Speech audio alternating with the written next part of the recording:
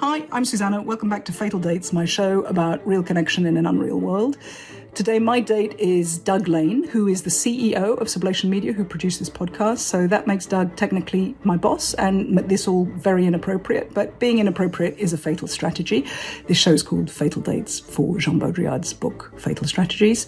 So he's been pestering me for a date for a while. I thought, why not? Today, okay, yeah, I'm wearing my dressing gown and I've got a bit of makeup on. Doug's often telling me I should be wearing makeup for this podcast. So here you go, Doug.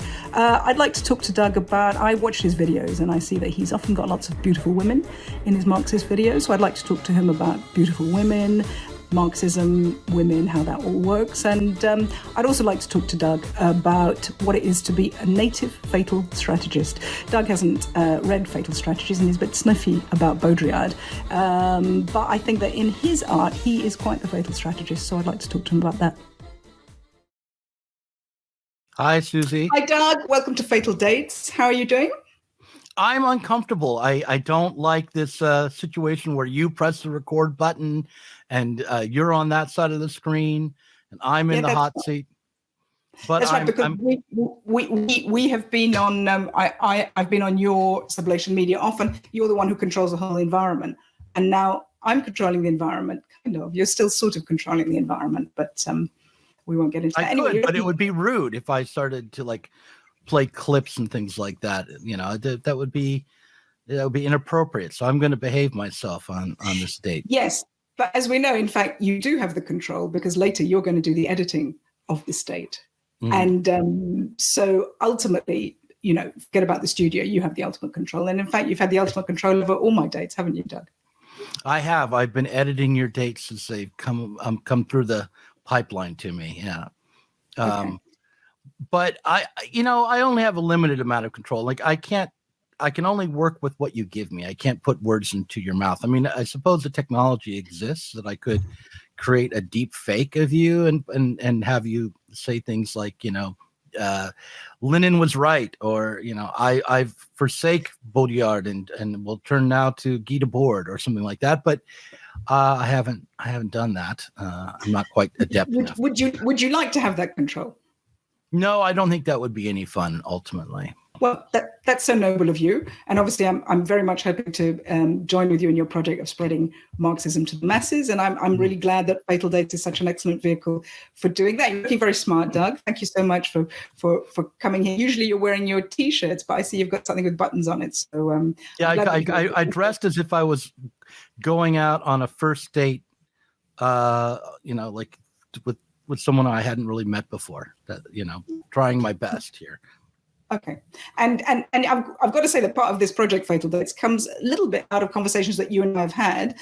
Obviously, now it's not necessarily the case for you anymore, but you have recently been on quite a lot of first dates, I believe, and have come sort of out of a long hibernation, re-entering the world of dating. So part of what I want to talk about today is what it's like to re-enter the world of dating after many years, after perhaps not thinking that you would have to do that in a very different world with a very different technology.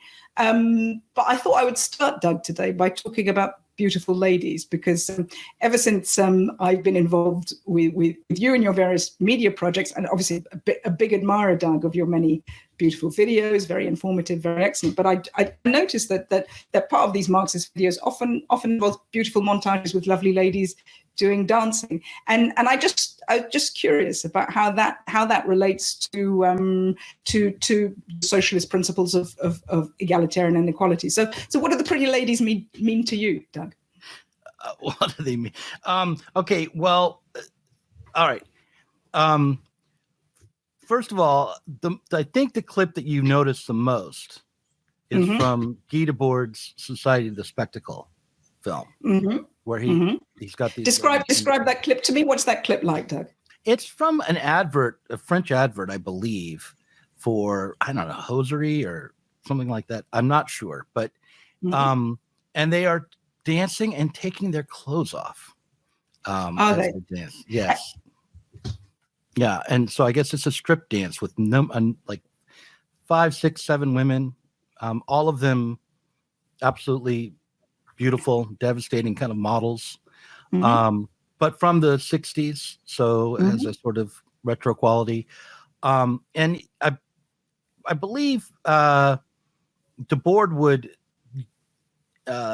use these clips from advertisements to illustrate the way in which the best aspects of life had been separated from people and turned into commodities, turned against us. So he would, these were critical cuts, that he would take. And they, yes, you couldn't escape from the way they were titillating, even in Debord's film. And yet with the narration and the music and the juxtaposition with other shots, they lost their strictly titillating quality. Well, I'm so glad, because obviously if Debord was including them not for their tittillating quality, but not alone, not for their titillating quality, but not only for their titillating quality. Qui regarde la pauvreté de leur vie comprend bien la pauvreté de leur discours.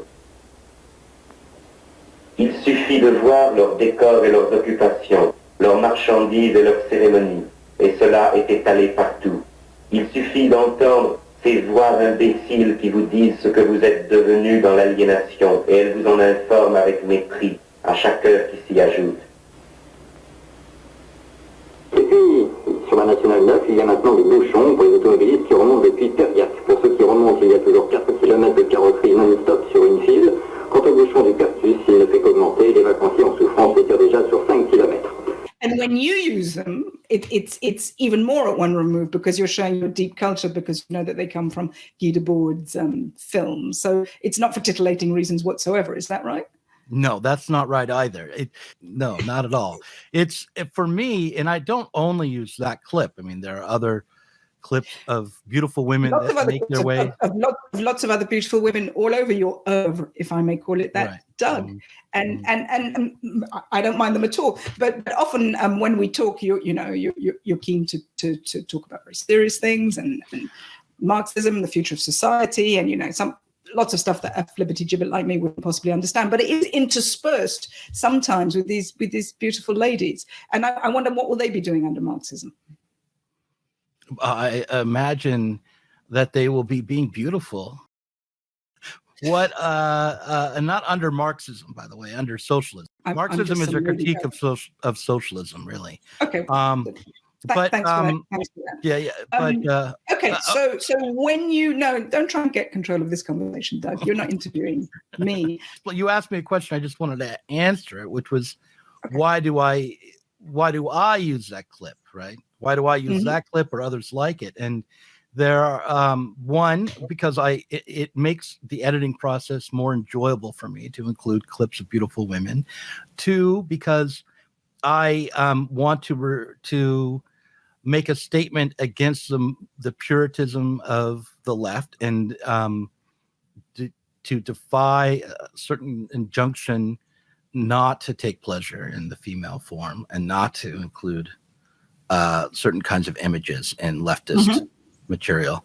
And 3, in order to challenge the viewer's own reaction to them. I think I'll throw that one in. I think the first 2 I can definitely justify, but I'm not sure about the third one. But anyhow, do you ever feel that you're exploiting women's bodies for your videos? No, I haven't. I don't feel that I'm exploiting women's bodies for the videos in a way that goes beyond how the original material did. Right? I mean, they are images that come from popular culture. I'm collaging or deturning, and so I haven't I have not even exploited these women's bodies, because I haven't paid them anything, or so it's not even, it's like morally more bankrupt than that, perhaps. Well, you've just stolen clips off YouTube, and not, these women are not even being. Well, often enough, they're clips of advertising, and I found that if you use old advertisements from really any era, but certainly from the 80s or before, that you will not get a copyright strike, or you will not get demonetized for it. That there's no one looking out for the intellectual property that these commercials are. Okay, so somewhere in France, there's some, by now perhaps older women, sitting there eating their baguettes, not receiving the £2.50 or the $2.50 or the €2.50 that they could be receiving. Well, I don't think that those women who ever got any kind of cut into the. I mean, commercials are paid for. They don't make money. You pay to run them. Mm-hmm. So the commercials don't earn. You pay the actors, right? But you don't give them a cut of the proceeds from the profits from running the ads. So no, they're not losing out on royalty checks or commissions. Okay. Well, I'm glad for that confirmation. I don't know that that's actually exactly what the situation is, but it sounds you're sounding pretty authoritative there. So I'll. What do you question about that? What do you doubt? I don't know that that's true. I'm not sure that that's true. You're sounding very confident, and I think that. Well, I mean, when you put an ad on television, I don't think you're exploiting this one. I'm just enjoying putting you on the spot because it's fun. So don't worry about it, Doug. Don't worry about it. This is how, by the way, not all of my dates when I started out and going out into the dating world went really swimmingly. Like, I've had dates completely blow up in my face. And and you are, I think, learning wise, because I will sometimes forget what my objective is. Like, do I want to be right? Or do I want to have a good time with the woman that I'm on the date with? And I should remind myself of that right now. What's your objective in this date with me? I'm not sure. I've got conflicting objectives in this date. What are your conflicted objectives? Well, I mean, I don't want to answer that because I don't want to spoil the date. Okay. But I'll say that due to the professional nature of our relationship and other aspects of my personal life, I wouldn't want this date to be too successful. But I enjoy the flirtation, and I wouldn't want to spoil that by too much by becoming a typical Marxist and pounding my shoe on the table and. Marxists are very much like that. May I say I enjoy the flirtation too, and anyway, yes. Why do Marxists pound so much? Why are Marxists so very unsexy, Doug? Oh my God, are they? You don't find Christians sexy? Anything that's about what you just said, pounding on the table, insisting on tangible things, as you know, Doug, and I don't need to say it, that a lot of what I'm thinking about in this project is to do with my reading of Baudrillard. And a lot of what he wrote comes out of a conflict that he had with Marxism. He started off as a Marxist, and everybody in France in the 60s in universities. But after a while, what he felt is that everything that Marxism is against is also everything that is wrong with Marxism. Namely, it's completely materialistic. It's completely about a one world place. It's not about stepping out, there being different worlds. It's not about there being different realities. It's a very insistent thing on one reality. Possibly what I'm doing here is answering my own question. But do you not sometimes feel constrained about the limits that Marxism has, particularly as someone who is artistic and who does, for example, like pretty ladies? Yeah. No, this is a difficulty. I'm actually working on something right now to try to help myself overcome it. And it's not so much about sex appeal, but about playfulness and creativity, and a willingness to try to live well. Yes. That doesn't mean live an opulent life necessarily, but I'm a big fan of Laurie Anderson. Do you know her work? Yeah, you do. I do know Laurie Anderson, yes. Yeah. And I'm making a script right now for Critical Cuts about Laurie Anderson. It includes personal anecdotes, much more so than my normal script would. And I find her confounding because I believe that, I mean, the reason I was originally drawn to her work was because I thought of it as being critical and fun at the same time. She was a critic of contemporary society and the technological thrust of society in the 80s, say in the 70s and 80s and beyond. And yet she was also perfectly willing to embrace all of it. And was sort of the very kind of image that she was critiquing.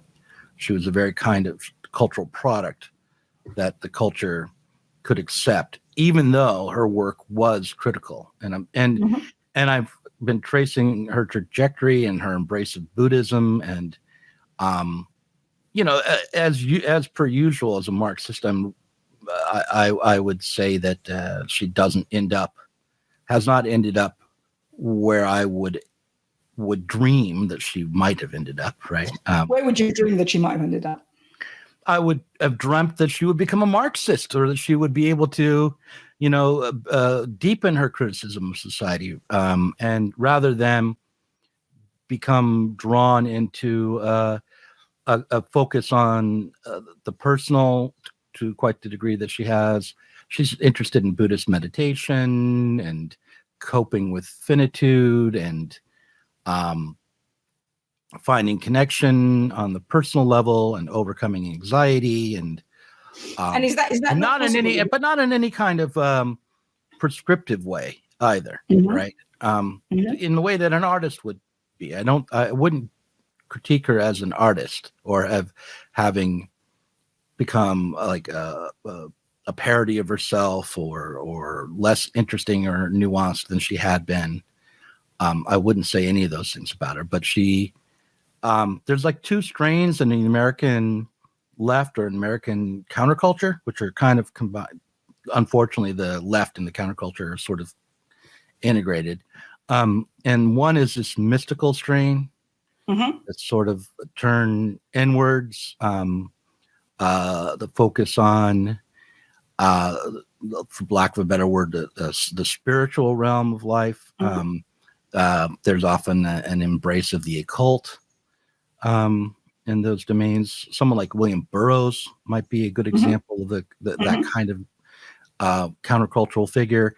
And he was a collaborator with her in the early days. When he was alive, he worked with her. He didn't work with her when he was dead. Okay. No. Well, I mean, not that I know of. I mean, who knows what she's done with the Ouija board.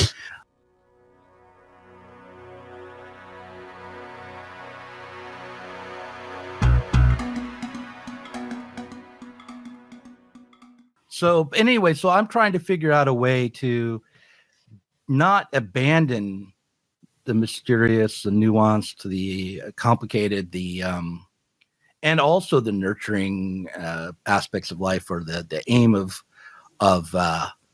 living well, while also at the same time not abandoning the injunction to create change and to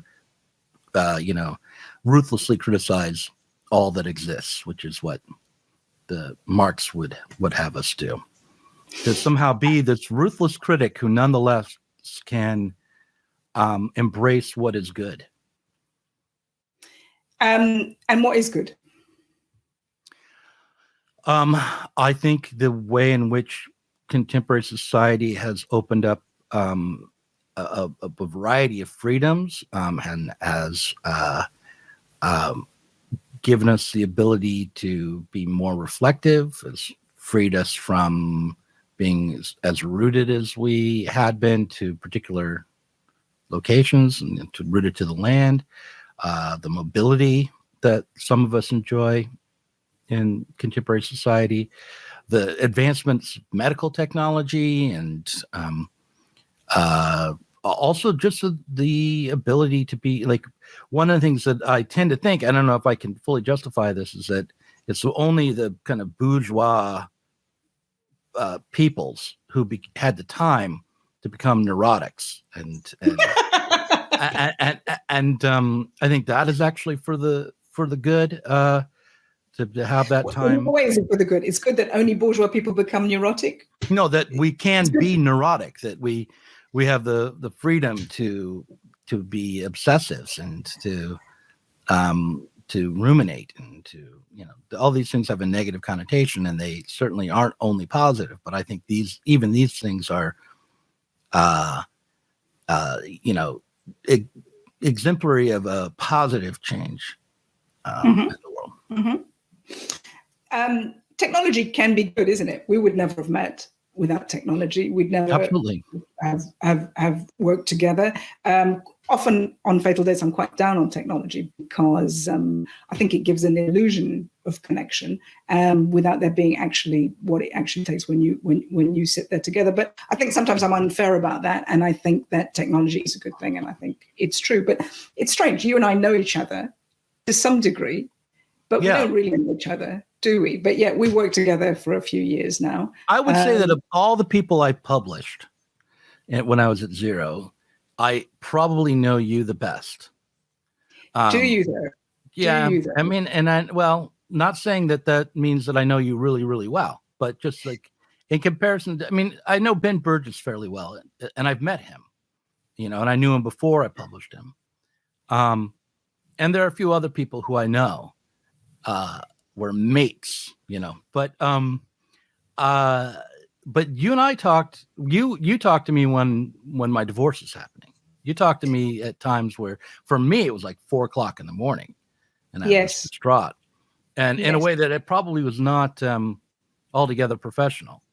That was fine. I can't even remember how that was or how it began. And sometimes I wonder, is it just because I was a woman? Would you have talked that way with someone who was a man? Absolutely. The fact that you're a woman was definitely a big part of the reason why I was talking to you. That is, I'm not going to I talked to some male friends but not the way I talk to you. That's true. And is that because women are better at talking things through emotionally, or is it because you always needed to talk to a woman, and the woman you really wanted to talk to wasn't available, and so you were reaching out to any old woman who might be? Don't devalue yourself like that. No, I'm just playing with you, Doug. I'm just playing with you. You were a wise and sensitive and interesting woman who was willing to talk to me when I did want to talk to women. I was actually going on dates at that time too, I think, beginning to. But you were married and had a divorce in the past, right? Yes, I had a divorce in the past, but what I always say about that, and you can cut this out of later in the edit, please. No, I want to say one thing about Marxism, which is that Marxism doesn't hold with a simple materialist philosophy.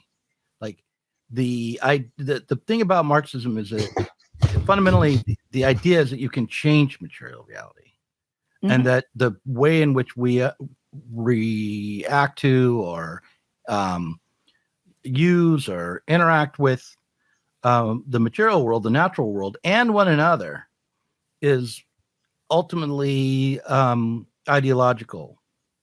That it doesn't actually have to be that way, and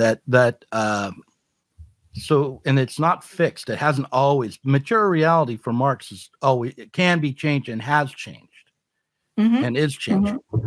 But so the idea is to take hold of the relationships that set up material reality, the productive ones, and alter the way in which we organize ourselves productively so that we can have a different material reality. We can be shaped in a different way and be more self-conscious about it. It's not so much as a material reality is fixed and we know the truth. It's that we understand what we're doing better than most, and therefore we have the opportunity to change what we're doing. When you say we here, you mean people who Socialists. subscribe to socialists. Yeah. You know, I heard you the other day talking with Ashley and a little bit with Cyber Dandy about sex relations under socialism, under communism, under an achieved world. And it made me think again about something that I do think is when you say, you know, we understand why things work out the way that they do. We've talked about this before. We've gone away from our more intimate topics about our personal experience, which I was enjoying, and I hope we can go back to. So we can come back to it, yeah. But what I think about, what I think sometimes when I watch Sublation Media videos, when I hear the very eloquent speakers, yourself included, who are on there, is it does sort of pretend that these things, you know, why did such an inequalities come out? Okay, I'll ask you this. Why did these inequalities occur? Inequalities between men and women? Or why did the unfair world that we live in, where some people are so rich and some people are so poor, and people seem to not be living altruistically for the benefit of society, but selfishly often for the benefit of themselves? What do you think is the originating impulse that has led to the society? I think it's a contradiction. It's contradictory. It's like it is the very struggle for freedom that has produced the relationships of capital that we have to overcome. So it was by overturning kings and queens and the feudal system and subsistence farming and bringing people together to be more productive and to kind of open up new vistas of exploration and new ways of living that created a fundamental contradiction, so that money and capital tended to concentrate. Power was unevenly developed. Technology and industry was unevenly developed. And the aim of Marxism is to try to overcome that relation so that we can fail in a new way, and perhaps in a way which will allow people to not suffer from as much material deprivation and suffer in wholly new ways that will be more interesting than what we have now. And you know what I think, and you know what I'm going to say, which is that when we talk here about people who've done this, let's be fair, often the people who've done this are people with male genitalia, aren't they? I'm not saying that women have not been the handmaidens in this, but the people who have led this have often been men. And I by no means think men are bad and women are good. That's not what it is for me at all. But it does seem to me that often when these things are talked about, and for example, in the conversation, it was very interesting that I heard you have with Ashley. It was very much down the line. A consideration will be we'll talk about sexual politics, sexual revolution. But you know, what I hear in these discussions often is we're just talking about bods that are the same sort of thing. Yes, you got tits and I don't, but you know, it's the same sort of thing. The experience is the same for both sets of body parts. That's not what I think about anything at all. As you know, what I think is that a big driver in these relationships, in these very unequal societies that we live in, is a problem, a very originating problem that men have with women, and therefore the creation of a world, a feudalistic world also, you know, what came before there also, where through their desire to control women, men have created societies and women have gone along with it for all sorts of reasons. And so it seems to me that it's not something that comes afterwards, but it's something that comes before.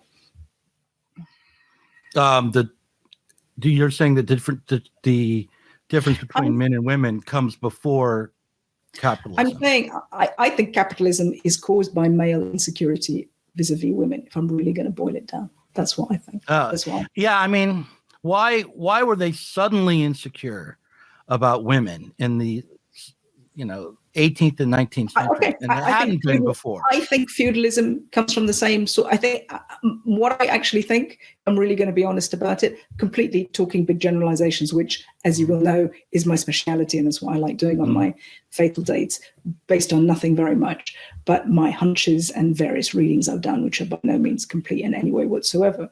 But it seems to me that society from feudal times, well, okay, society from Roman times onwards is very much controlled by men, and a lot of it is to do with controlling women, who they marry, access to women's bodies, and creating societies with money, which becomes a proxy that allow you to buy and sell women and have access to women's bodies in a way that your pure looks and charisma might not let you have access to. And it seems to me that is a really central core male driver, and something that makes it hard for me often to read and accept pure Marxist texts is that it just doesn't deal with that at all, and they're often written by men. That seems to be a massive black hole in the project, basically, for me. Well, my understanding is, and this is something that I've only kind of been told about in recent years, so it's not something that I am a scholar of, but my understanding is that in the past, before bourgeois modernity, largely, most men didn't reproduce. So if you look back on our genetic history, the majority of our ancestors were women. What that means is that if it was a project by men to give them more sexual access to women, it was only the project for some men, elite men, and they dominated access over all the others. Yeah, I'm not saying all these men acted altruistically for each other and said, "Hey, but bro." Under bourgeois modernity, and with the creation of, along with it, romantic love as the foundation of marriage and reproduction, there's been more equality and more reproductive success for more men. I'm not saying that that's the only solution, but I'm just saying that, and I'm not saying that I wouldn't say that was the primary aim of, the bourgeois revolution, although it may very well have played a part. I wouldn't deny that either. The free love movement was part of the early days of the bourgeois revolutionary struggle, but it had the aim of liberating women as well as men. If you're pointing the finger at the bourgeois culture for this inequality between men and women, I just think you're totally wrong. No, I'm not. I mean, you were starting everything post-feudalism, but I'm starting with the Romans here. I don't know. Yeah, well, I would say you should be part of the bourgeois revolution if you don't like the domination of a few men over the sexuality of women, because the revolutions, that created modernity have also liberated women's sexuality to a huge degree, and also made things more equal when it comes to men and women. And in terms of for most men being able to have children. How do you know that, and how can you measure that? And the other thing I would say to you is I don't know. I'd have to bring in an expert, I guess. But okay, where there is no expert, how do you know that women's sexuality has been liberated? How do you know how women have been having sex 700 years ago? How do you know any of that? You don't know any of that, do you? You just stuff. Rather than having their parents and father arrange who they would be married to, they were given more choice based on their feelings and romantic feelings.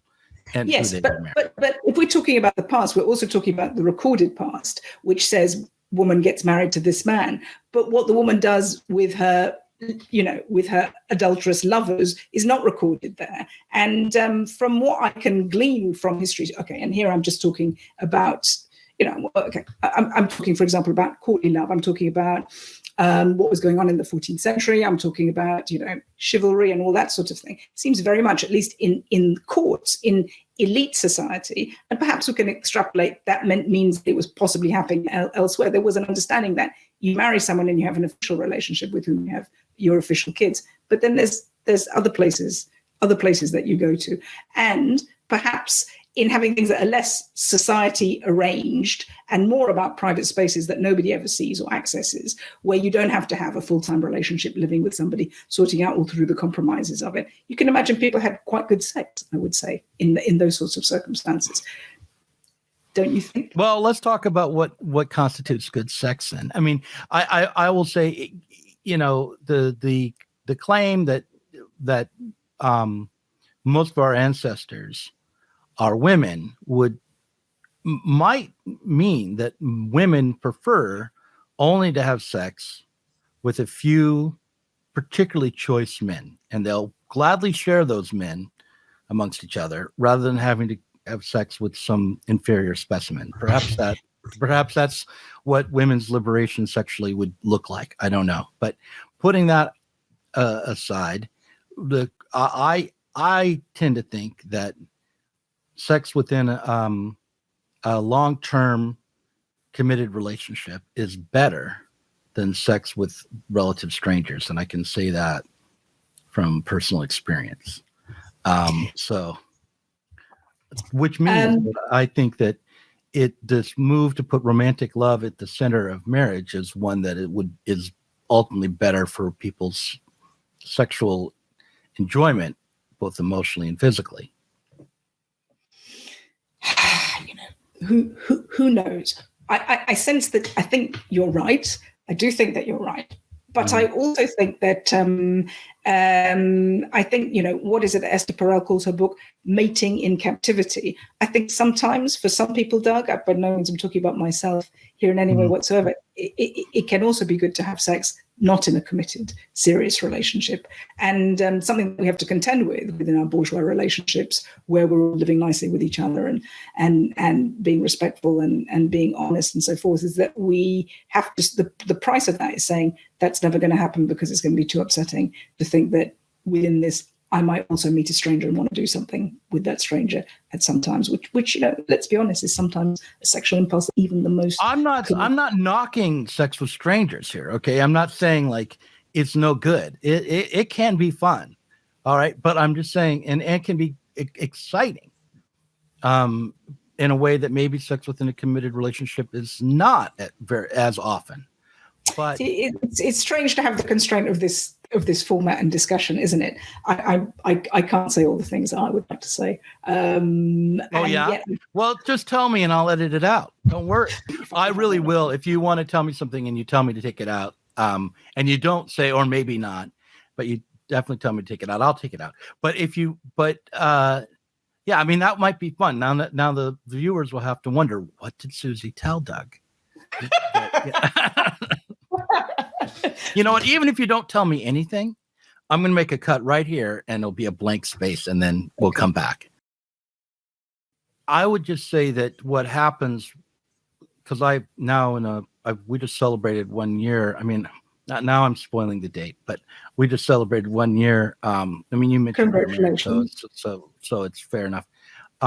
Is that the mystery turns up after, you know, when you realize, okay, you know, this person is not lining up with my fantasies. And for me, it was like, also my fantasies were really uncooked. Like I didn't have a clear picture of what I wanted. And then the question of how can we maintain this relationship? Who are we going to be to one another? Who are we? Who do we think we are? Who are we really? All these things can kind of be worked out. And I'm with a psychoanalyst girlfriend, so it's especially intense to discuss these things with her. I'll say some offhand thing, and sometimes she'll be like, "Oh, I see what that means," and I'm like, "Oh no, what is?" But you are very psychoanalytical, or you're very analytical, aren't you? You could, it seems to me, be a therapist, don't you think? You're not. You are examining what people are saying the whole time. I tell you something. I wouldn't want to be trusted to be helpful to anyone in that domain. Like I'm too neurotic and too self-interested to be that.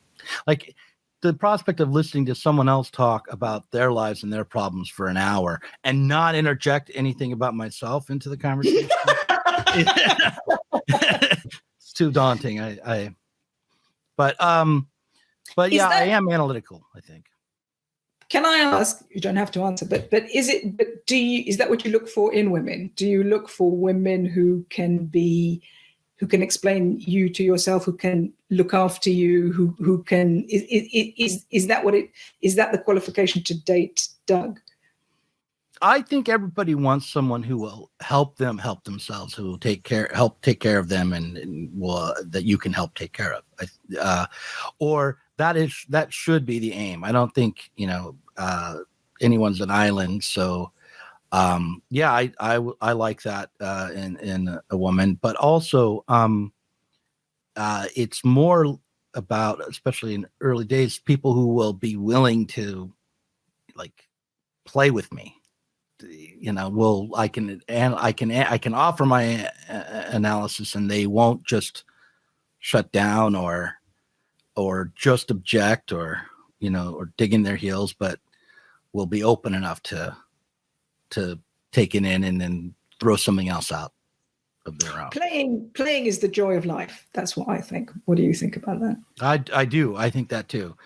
And then that I think remaining playful is something that, again, Marxists have difficulty with, and that I'm trying to embrace again more fully, because you might as well right now. There's no reason not to. I agree. It's not like we have some great project that we have to be disciplined about. So I know that whenever I begin and might say things that might sound like I'm beginning to critique Marxism, you get in there and defend it straight away. But you just said yourself, Marxists have a problem with it. Why? Why do Marxists have a problem with? Because it's flippant, frippery, because it's a mark of that you are in a luxurious position if you're going to play. Is that what it is? I think the whole realm of politics has trouble with playfulness and suspicious of it.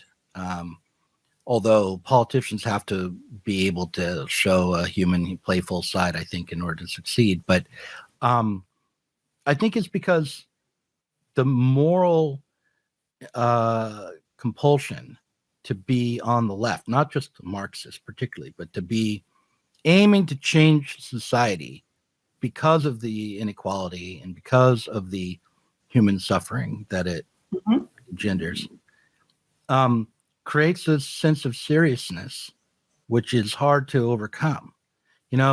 As an example, I was opposed to the invasion of Afghanistan in 2002, which was a very fringe position, even on the left in America. But I thought we were reacting the wrong way to 9/11, and that we were only going to make tensions in the world worse, and immediately we were exacerbating a long-standing famine in Afghanistan.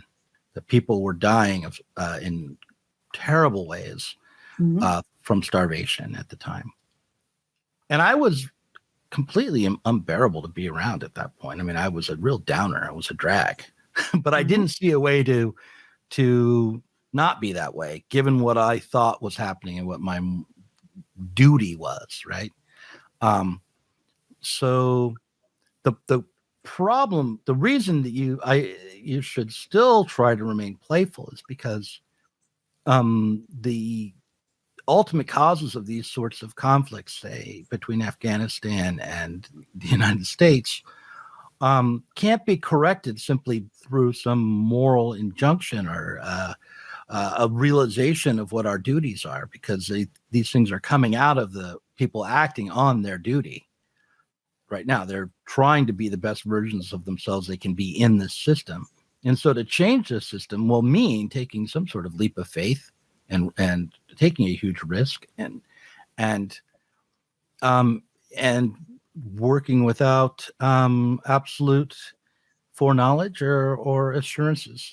God works with in Fear and Trembling is related to the biblical description of that event, when we're told that after God gives this command to Abraham, the narrative says, and Abraham rose up early in the morning. And he asks the question, why did Abraham get up early in the morning? Was it because he was such a virtuous, sanctified man that he rose up early to be bright and alert and about the business of obeying the command of God. Well, Kierkegaard doesn't think so. Kierkegaard thought that the reason why Abraham got out of his bed in the morning is because Abraham couldn't sleep. He tossed and turned on his bed. He was caught in the throes of existential anxiety, of fear, and of trembling, because God had commanded him to do something that was absolutely unthinkable. Something that I like a lot when I read Baudrillard is what he says is that the power that women have and a problem often that serious-minded men like yourself have with women, or any bureaucracy and authoritarianism has with women, is that no matter what we say, no matter what we're talking about in terms of women's being under men's power, not being free to make choices, that women in fact have immense power. They always do. And no matter what's going on, you know, in a moment it can be disturbed and disrupted by women who can use their body and their sexuality to undermine anything that's happening. And that's what has made women difficult. And that's what men detest most about women, even though that's their susceptibility and they won't have it. And often that's why men insist it's just this one way, it's just this one way, because they can't bear all those other things. This is why we need all of our politicians to be around Biden's age.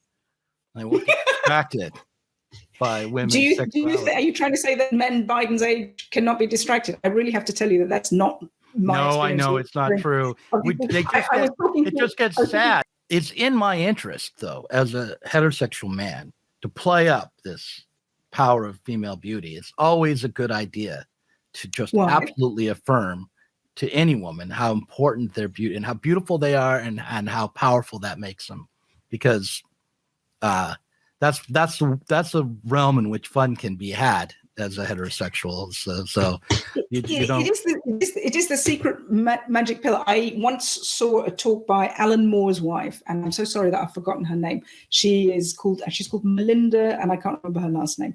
She is an author and illustrator, and she and Alan Moore collaborated on a very X-rated comic book that was about the secret adventures of Dorothy from The Wizard of Oz, Alice in Wonderland, and some other. It was about that. And she suddenly stopped her talk and she said, "I want to say something to all the men in the audience. I want to give you the magic pill that will help you forever in your life.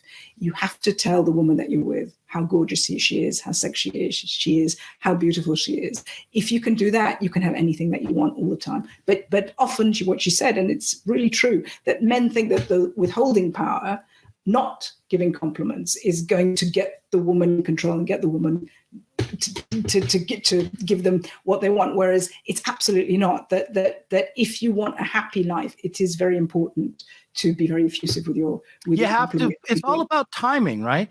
You don't want to come right out to a woman you find really attractive right away and tell her. Once you're in a relationship, you just let them know all the time how yes, they are. I think that is.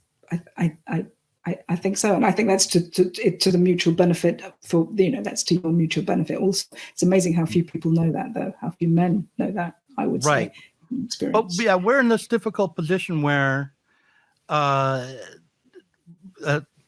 men anyway, where we're kind of given the message to back off. Don't approach, don't compliment, because that's sexist. Right? We don't want to objectify a woman and reduce her to her body. And so, but what we have to hold on to is the knowledge that, that our desire for women is not fundamentally a problem. It doesn't have to be a difficult. Well, but the important thing is to not try the project that says women are just the same as men.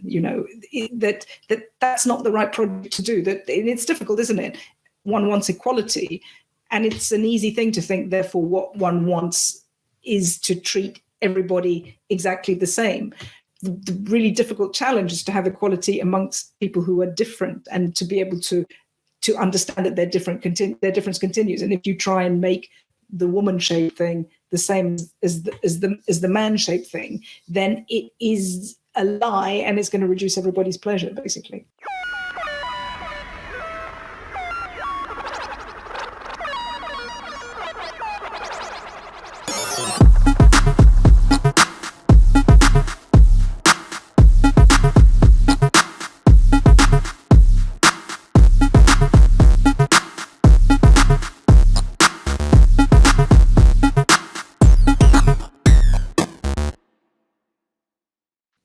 But Moish Bastone, another Marxist, says, like, the postmodern critics acted as though the changes in society would be necessary for our intellectual development and our personal ideas to actually shape the world hadn't occurred yet, but they acted as if it had.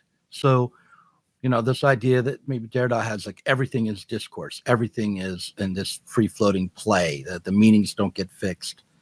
That could be achieved, but to be really achieved on a societal level, it'd have to be achieved beyond the level of just language, beyond the level of philosophy, beyond the level of personal psychology, and be somehow enacted in the world productively.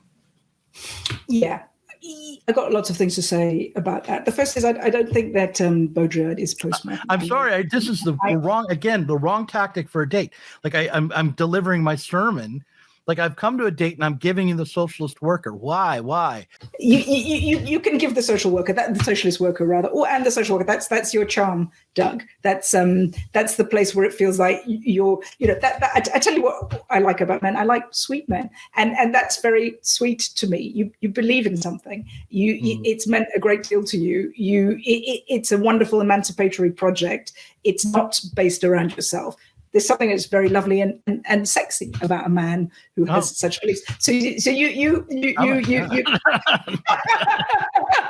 much better than to be some kind of, I don't know, flippant person who doesn't believe in any of that stuff. Please, it's lovely. We ladies love it. It may not all be true, but it's very lovely to see, and you're very cute when you talk about it. A light goes on in your eyes. See, you need to help me, advise me on how to get more women to watch, though, because the viewership on this channel is like 99.9% male. I'm not sure.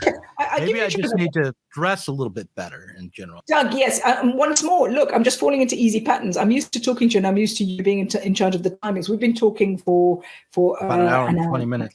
About an hour and 20 minutes now. So I feel we're coming to the end of our date, which I feel was good, but I feel there was also artificial elements to our date, which are it's not an actual date.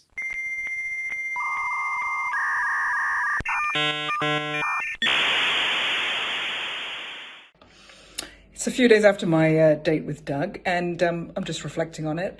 So that was interesting. Of all the people that I've dated for the show, Doug is the one that I definitely know most and have had most contact with.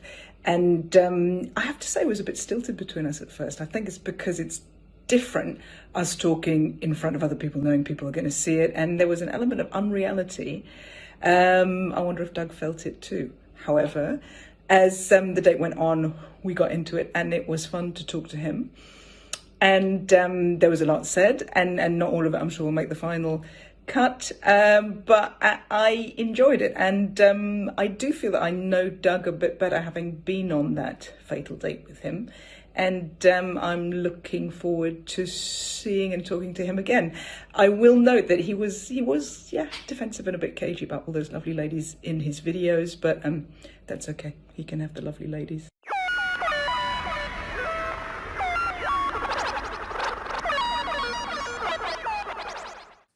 The thought that anybody would pay for it was just crazy to me. But very empowering, because I didn't have to work in a horrible job. I could just work. Like right now, I work maybe 4 days a month, and that's about it. The one thing, though, that is different is when you were having the relationships with men, I guess it was when it was non-transactional.